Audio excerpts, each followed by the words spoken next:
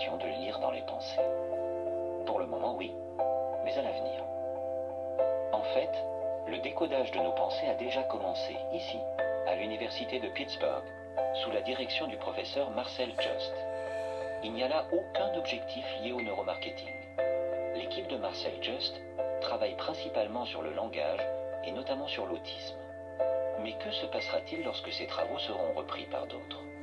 In the last few years, it's been possible to use fMRI to identify the contents of people's thoughts. Now, using new computational techniques, machine learning techniques, we've been able to discover the relationship between particular patterns of brain activity and particular thoughts.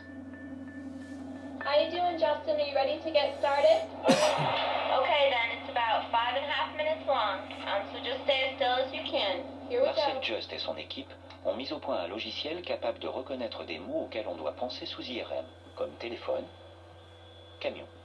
Des mots que l'ordinateur devine en regardant l'activité du cerveau.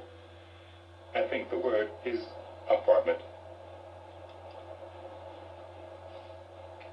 Got it right.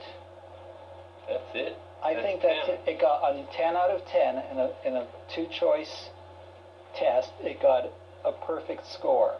It means that all of us, to some extent, when we think of a chair or an apple or a hammer or any physical object, very similar things are happening to our brain.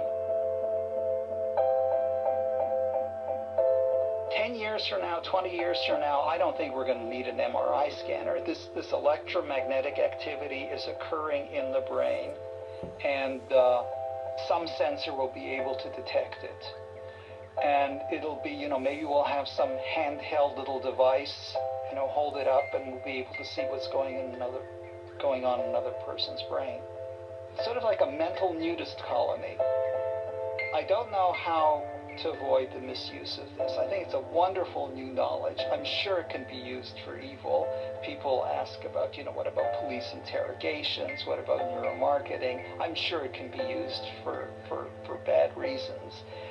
Currently, it requires the cooperation of a person. I have to think apple before anybody can see it. But ultimately, I think it will require less cooperation.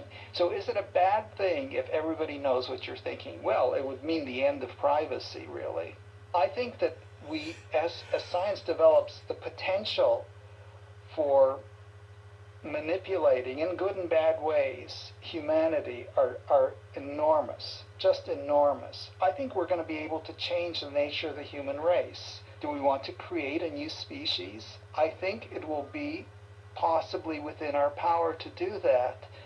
It's really, the thought is bigger than anything I can handle. I just don't know. Do we want to do this? I think it's one of the biggest questions that we will ever face, and soon.